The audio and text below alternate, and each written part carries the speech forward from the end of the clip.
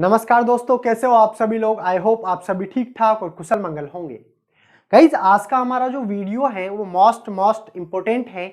आज हम बात करेंगे economic importance of plant and animals, पादपों और जंतुओं का आर्थिक महत्व।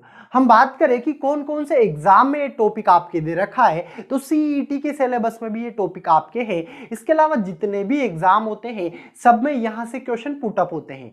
बात करें एग्रीकल्चर के एग्जाम की, तो एग्रीकल्चर के जितने भी एग्जाम होते हैं सभी एग्जाम्स में ये टॉपिक आपके दिया हुआ है। तो चलिए गाइस, आज का वीडियो स्टार्ट करते हैं। शुरू करने से पहले जो लोग चैनल पर नए हैं चैनल को सब्सक्राइब जरूर कर ले, पास में जो बेल आइकन है उस पर क्लिक करें ताकि आने वाले सभी वीडियोस के नोटिफिकेशन आपको टाइम टू टाइम मिलते रहे।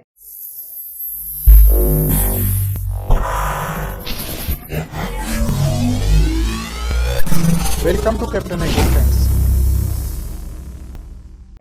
आज हम बात करेंगे economic importance of plant and animals. तो यहाँ पर दो छोटे छोटे टॉपिक हमारे पास है।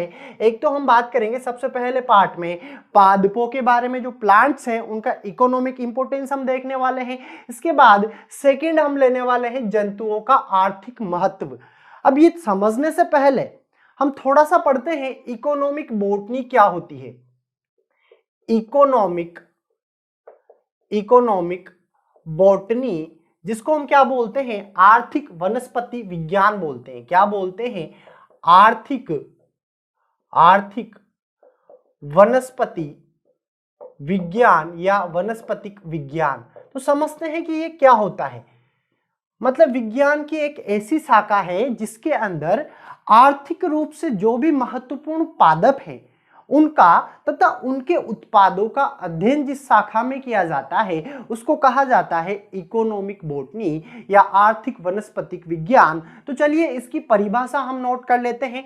आर्थिक रूप से, आप मेरे साथ बोलते हुए चलना ताकि आपको याद हो जाए। आर्थिक रूप से महत्वपूर्ण पादपों तथा उनके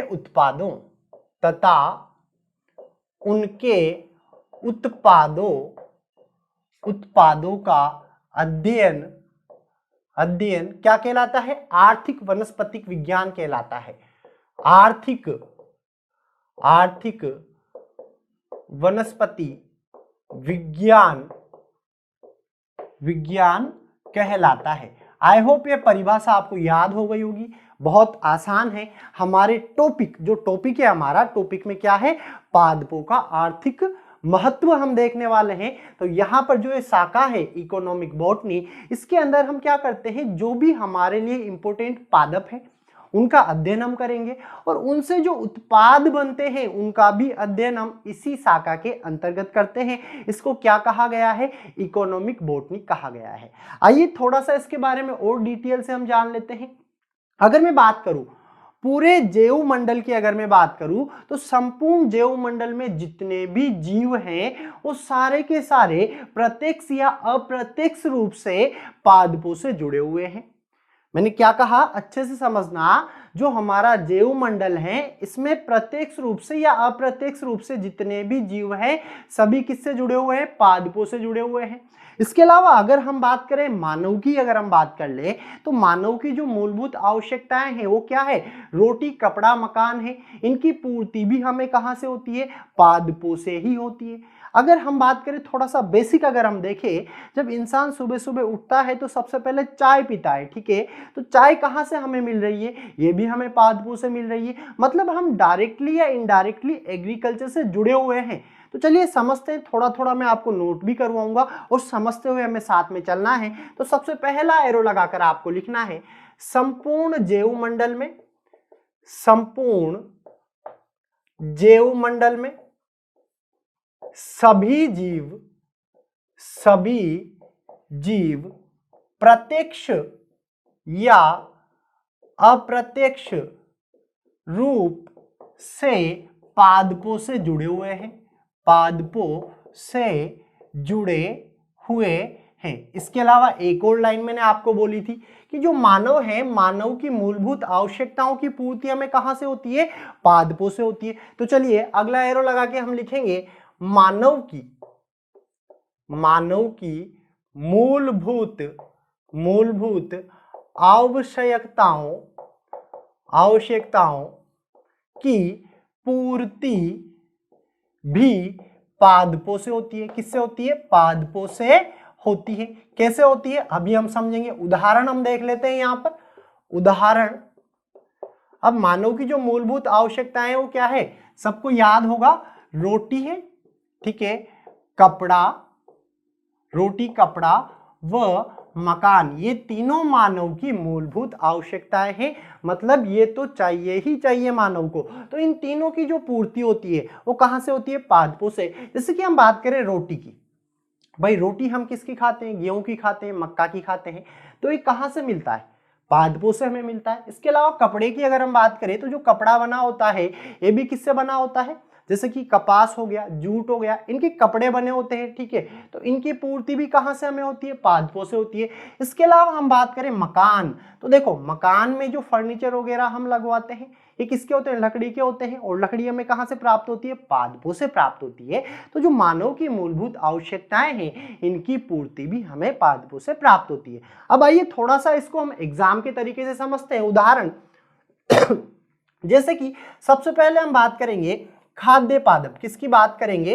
खाद्य पादप। अब खाद्य पादप क्या होते हैं? ऐसे पादप जिनको हम हमारे भोजन में काम में लेते हैं। अब कौन कौन से हैं? तो पर्टिकुलर एक एक पादप में आपको नोट नहीं करवाऊंगा, यहां पर हम पूरा का पूरा ग्रुप हम देखने वाले हैं। जैसे कि एक शब्द आपने सुना होगा, अनाज। जो अनाज हैं, सारे के सारे अनाज हमें कहां से मिलते हैं? पादपों से हमें मिलते हैं। अनाज में क्या आता है भाई? जैसे कि हमारे पास गेहूं हो गया, चावल हो गया, मक्का हो गया, ज्वार हो गया, बाजरा हो गया, ये क्या है? अनाज है। अनाज के अलावा क्या दालें हम खाते हैं जिसको दलहन हम बोलते हैं, जिनकी सब्जी बनाई जाती है। तो इनकी पूर्ति भी हमें कहां से होती है? पादपों से होती है। इसके अलावा हम बात करेंगे तिलहन की। तिलहन की पूर्ति भी हमें कहां से होती है? पादपों से होती है। इसके अलावा जैसे कि हम बात करें जो मसाले हैं, मसाले जो हम सब्जी में डालते हैं, इनकी पूर्ति भी हमें कहां से होती है? पादपों से प्राप्त होती है। इसके अलावा जो पेय पदार्थ है, क्या है? पेय पदार्थ, इनकी पूर्ति भी हमें कहां से होती है?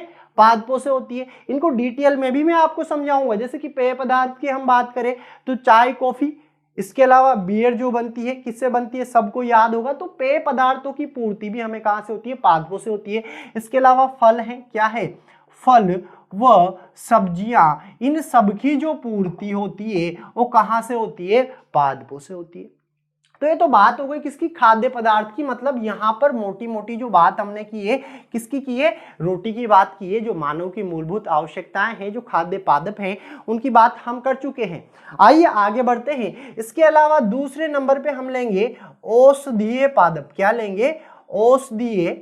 औषधीय पादप। अब औषधीय पादप तो आप सभी जानते हो, जितनी भी औषधियां हैं इनसे दवाइयां बनाई जाती है, ठीक है ना। तो कौन कौन से औषधीय पादप है? तो आओ देखते हैं। क्या आपने अफीम का नाम सुना है? अफीम हो गया है, ठीक है। सफेद मूसली है, क्या है? सफेद मूसली है। अश्वगंधा का नाम आपने सुना होगा, अश्वगंधा है, ठीक है। इसके अलावा क्या है? सर्पगंधा है। और भी बहुत सारे नाम है, जैसे कि गिलोय हो गया है, तुलसी हो गया है, आदि। तुलसी आदि, ये सारे के सारे क्या है? औषधीय पादप है। तो जितनी भी औषधियां हमें मिलती है ये भी कहां से प्राप्त होती है? पादपों से प्राप्त होती है। आई होप आपको समझ में आ रहा होगा। चलिए आगे बढ़ते हैं। अब हम बात करेंगे थर्ड नंबर पे इमारती पादप की। किसकी बात करेंगे? इमारती पादप। अब इमारती पादप क्या होता है भाई? इमारती तो जानते हो ना आप, ठीक है।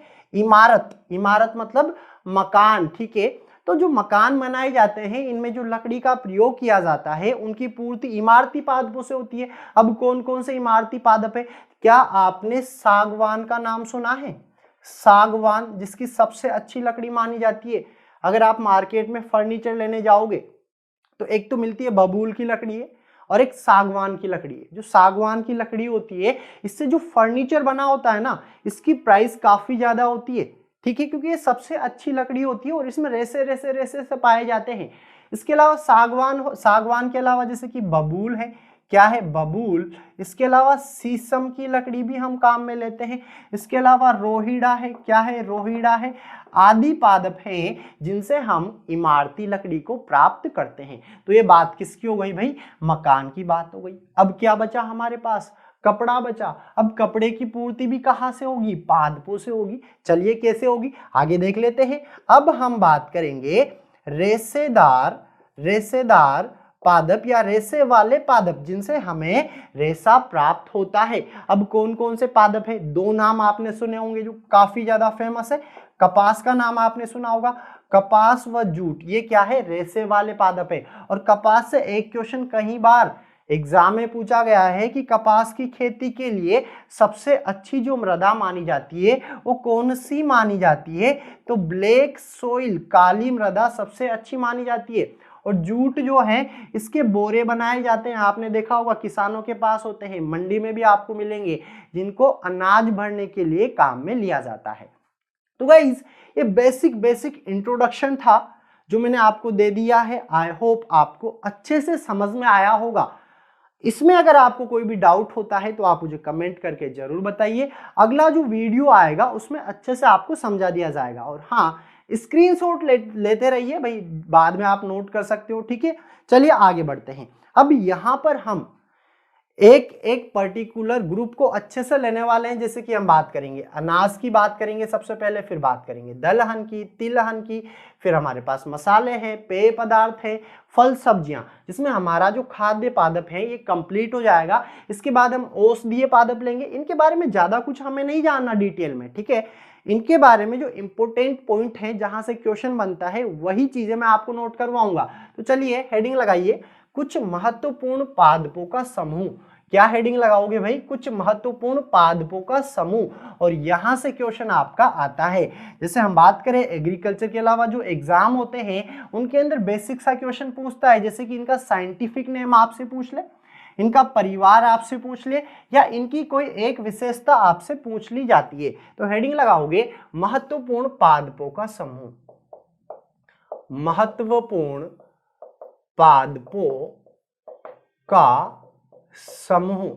अब महत्वपूर्ण पादपों के समूह में सबसे पहले हम बात करेंगे, किसकी बात करेंगे, अनाज की बात करेंगे। और अनाज को इंग्लिश में क्या कहा जाता है, सीरियल्स कहा जाता है। क्या कहा जाता है, सीरियल्स।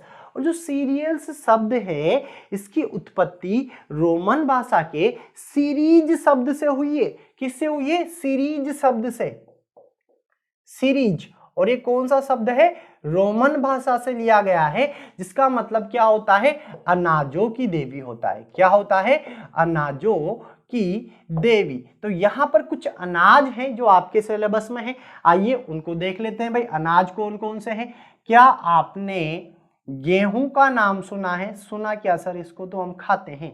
व्हीट, जिसकी चपाती बनाई जाती है, मतलब रोटी जो हम बनाते हैं, ठीक है। तो गेहूं से क्या क्वेश्चन आता है, थोड़ा सा बेसिक हम देख लेते हैं।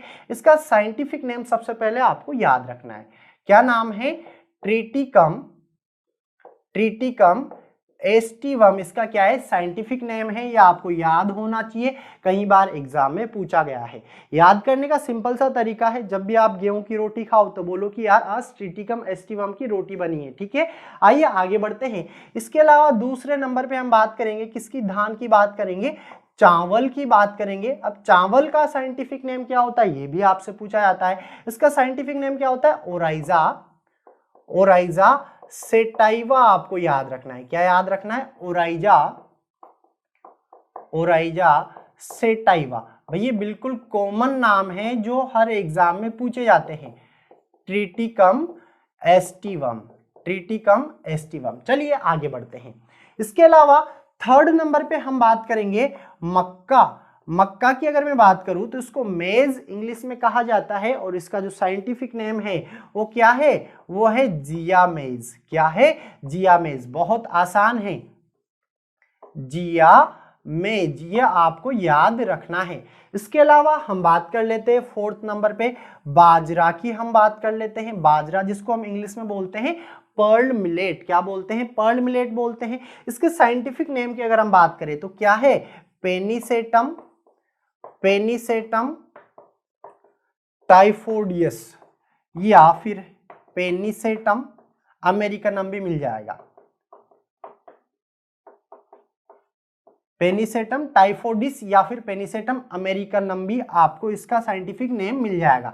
तो ये चारों नाम आपको याद करने हैं अनाजों के अंदर। यहीं से आपका क्वेश्चन पुट अप होता है कि बताइए गेहूं का साइंटिफिक नेम क्या है, चावल का क्या है, मक्का का क्या है, बाजरा का क्या है। चलिए आगे बढ़ते हैं। अब थोड़ा थोड़ा हम इनके बारे में डिटेल में जानेंगे, जैसे कि गेहूं से और कौन सा क्वेश्चन आ सकता है, चावल से कौन सा आ सकता है, मक्का से कौन सा आ सकता है, बाजरा से कौन सा आ सकता है। वैसे तो इनके बारे में अलग से मैंने वीडियो बना रखे हैं, cultivation of wheat, cultivation of मेज, जिनमें पूरा डिटेल में बता रखा है, मतलब बुआई से लेकर कटाई तक और इनके साइंटिफिक नेम से लेकर जहां तक भी इनका इंपोर्टेंस है वो सब मैंने बता रखा है। लेकिन यहां पर हम बिल्कुल बेसिक बात करेंगे। तो सबसे पहले हम बात कर लेते हैं गेहूं की। गेहूं का साइंटिफिक नेम क्या हो गया भाई, जरा बोलो बोलो बोलो जरा बोलो, क्या हो गया, ट्रिटिकम एस्टिवम हो गया। अब यहां से क्वेश्चन आता है कि गेहूं का जो परिवार है, फैमिली है, वो कौन सी है, जरा बोलो। तो परिवार है क्या, ग्रेमिनी, क्या नाम है, ग्रेमिनी है। और नया नाम आपको याद रखना है पोएसी। कई बार पूछ लेता है कि गेहूं का कुल क्या है, गेहूं का क्या, यहाँ पर छोटी सी मैं आपको ट्रिक बताता हूं। जो जितने भी अनाज है इन सबका जो कुल है वो क्या है, ग्रेमिनी है। क्या है, ग्रेमिनी है या फिर क्या है, पोएसी है। और ये आपको याद रखना है। इसके अलावा कुछ क्वेश्चन इस तरीके से पूछ ले जाते हैं कि बताइए अनाजों में सर्वाधिक मात्रा में क्या पाया जाता है। तो अनाजों के अंदर सबसे ज्यादा क्या होता है, कार्बोहाइड्रेट व स्टार्च प्रचुर मात्रा में पाया जाता है। इधर नोट लगा के लिख लेना, अनाजों में प्रचुर मात्रा में क्या पाया जाता है, कार्बोहाइड्रेट व स्टार्च प्रचुर मात्रा में पाया जाता है। किसके अंदर, अनाजों के अंदर। जैसे कि दालें आपने सुनी होगी, जो दालें हैं उनके अंदर क्या पाया जाता है, प्रचुर मात्रा में प्रोटीन पाया जाता है। ठीक उसी प्रकार अनाजों में कार्बोहाइड्रेट व स्टार्च की सर्वाधिक मात्रा होगी। तो चलिए बात कर रहे थे गेहूं की, ट्रिटिकम एस्टिवम इसका साइंटिफिक नेम हो गया, परिवार क्या हो गया, ग्रेमिनी व पोएसी हो गया। अब हम बात करें इसके यूजेस क्या है या उपयोग क्या है, तो ये तो आप सब लोगों को याद होंगे। इससे क्या बनाई जाती है भाई, चपाती बनाई जाती है। क्या बनाई जाती है, चपाती है, ब्रेड इससे बनाया जाता है। इसके अलावा बिस्किट भी इससे बनाए जाते हैं। क्या बनाए जाते हैं, बिस्किट है, केक है आदि अलग अलग प्रकार के प्रोडक्ट किससे बनाए जाते हैं, गेहूं से बनाए जाते हैं। कभी कभी गेहूं की एक दो किस्में आपसे पूछ लेता है तो आपको नाम याद रखना है। जैसे कि क्या हो गया, सोनालिका आप याद रखोगे। इसके अलावा कल्याण सोना आप याद रखोगे। इसके अलावा सोनारो आप याद रखोगे। लर्मारोजो ऐसे अनेक किस्में हैं, लेकिन यहाँ पर ये दो चार नाम ही आपको याद रखने हैं। ये जो भी इंपॉर्टेंट फसलें हैं उनमें ही मैं आपको किस्में बताऊंगा। ठीक है, चलिए आगे बढ़ते हैं। इसके अलावा दूसरा अनाज हमने क्या लिया था, चावल लिया था। अब चावल का साइंटिफिक नेम क्या है, जरा नाम बोलो, क्या है, ओराइजा सेटाइवा है। ओराइजा सेटाइवा की अगर हम बात करें परिवार की, कि इसका परिवार कौन सा है, तो परिवार सभी अनाजों का जो परिवार है वो क्या है, ग्रेमिनी है। अगर आपको ग्रेमिनी ऑप्शन में ना मिले तो आप क्या लिखोगे, पोएसी आप लगा के आओगे। अब अगर हम बात करें चावल की, तो चावल एशिया की 60% जनसंख्या का क्या है, भोजन है। ये आपको याद रखना है, इंपॉर्टेंट है। इसके अलावा इसकी किस्में की अगर हम बात करें, किस्में, तो देखो किस्में आप याद रखोगे, जैसे कि बासमती, सुगंधा, पूसा, 1509 आदि किस्में आपको याद रखनी है। तो यहां पर दो अनाज वाली फसलें मैं आपको बता चुका हूं, एक तो हमने बात की है गेहूं की और एक हमने बात की है चावल की।